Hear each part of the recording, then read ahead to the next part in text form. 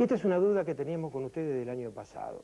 Habíamos dicho que íbamos a tratar el tema jaquecas, y bueno, y llegó el momento, pero aquí también quiero hacer hincapié en el aspecto institucional, porque tenemos el gusto de contar en nuestra mesa al doctor Héctor Zavala, nada menos, que es jefe de Unidad Neurología del Hospital Ramos Mejía y es presidente, ¿recuerdan cuando dialogamos con el doctor Sica?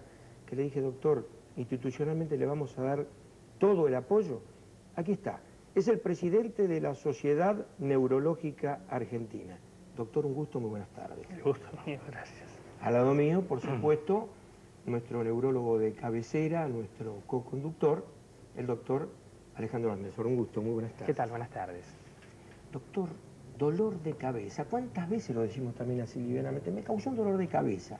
Es un hecho fortuito, pero ¿cuánta gente sufre de jaquecas?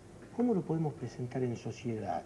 Es una patología que se remonta, digamos, a la oscuridad de los tiempos, pero indudablemente todavía tiene secretos, ¿o no?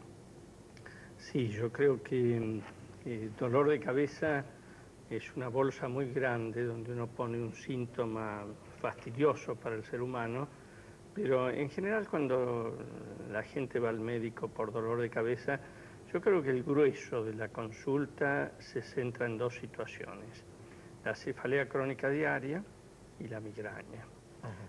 Las estadísticas más aceptables dicen que entre el 14 y el 16% de la población general tiene migraña. Quiere decir que si pensamos en Buenos Aires, y tenemos mucha gente con migrañas. Yo le pregunto esto, ¿padece más la mujer que el hombre? Sí, eso es exacto. Hasta los 11 o 12 años, el dolor de cabeza migrañoso es igual entre chicos y chiquitas, y cuando se aproxima la adolescencia, se separa completamente y empieza a haber un franco predominio de migraña en la mujer. Tan es así que cada 3 migrañas, 2 son mujeres y 1 es hombre. ¿Se trata de algún elemento fundamental en la conformación física de la mujer el que incide en diferencia con el hombre?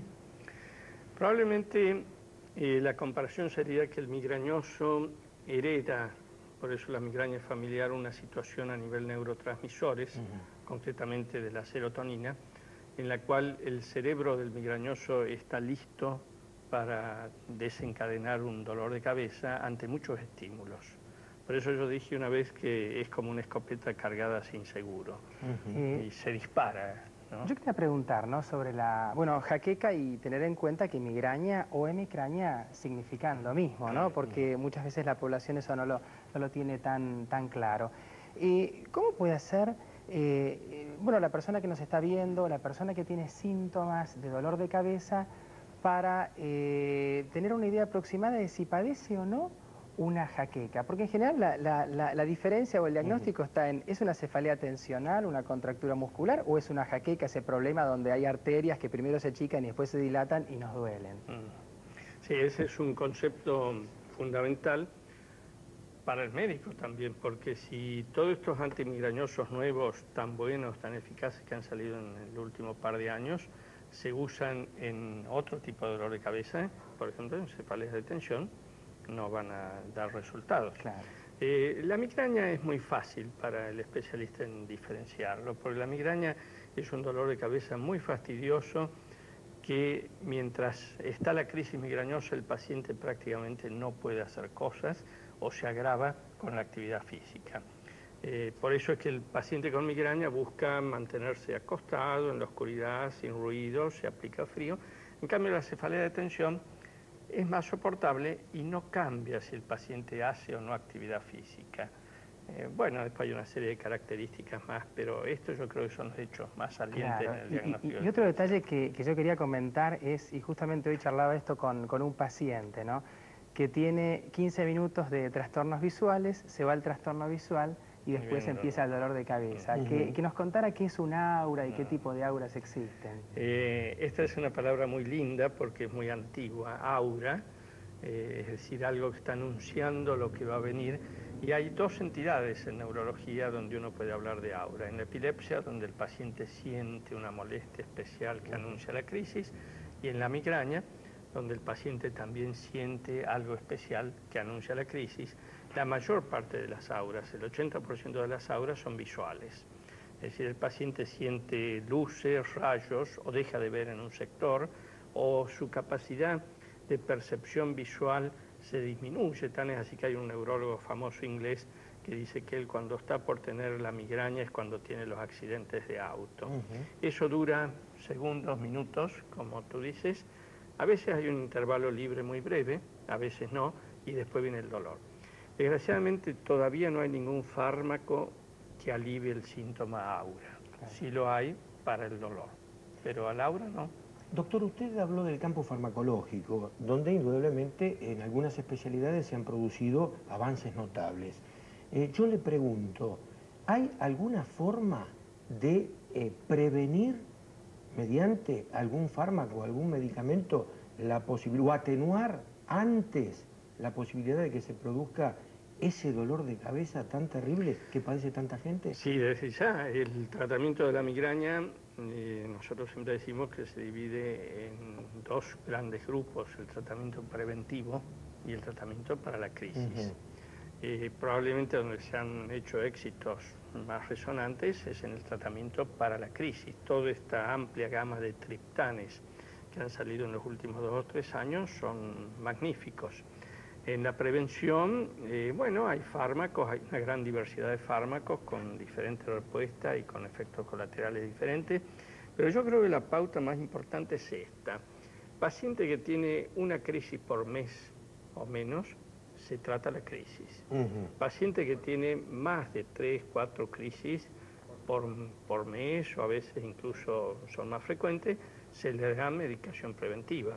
O cuando la crisis es tan intensa que se siente temor de que esto siga adelante con otros síntomas. Porque si bien es excepcional, en una crisis de migraña pueden provocarse lesiones cerebrales. Es decir, el infarto cerebral migrañoso es un poco una cosa que asusta, que es muy poco frecuente, pero que existe. Claro, relacionado con esa etapa en que se achican las arterias, ¿no? Sí, hay una fisiopatogenia, que es la que tú dices, en el fondo, yo diría al final, el migrañoso se expresa con su sistema arterial. Por eso el migrañoso está pálido, porque sus capilares se han puesto espásticos, le laten las sienes, y en algún momento, allá por los años 50, Wolf pensó que esa era la causa de la migraña. En realidad, este es el segundo paso. Lo primero que pasa es esa tormenta diencefálica con la alteración de los neurotransmisores, y después viene el trastorno vascular, que es el que uno observa en la semiología. Uno actúa con los fármacos. Actúa con los viejos fármacos. Ahora, hace muy poquito salió a la venta en Argentina el naratriptán. ¿Ha tenido alguna experiencia? Sí, yo, bueno, no quiero ser parcial, pero yo creo que el naratriptán es un gran fármaco. Y hoy que estábamos hablando en el hospital con el representante, decía que el impacto más importante es el bajo precio. Porque los triptanes, hay 5 o 6 en el mercado, son todos bastante buenos, tienen alguna diferencia en rapidez de acción o en duración de acción, que hay que adecuarlo a cada paciente, pero hasta ahora eran sumamente caros. El naratriptán tiene el mérito de aparecer en el mercado hace 15 días a un precio muy accesible para la gente.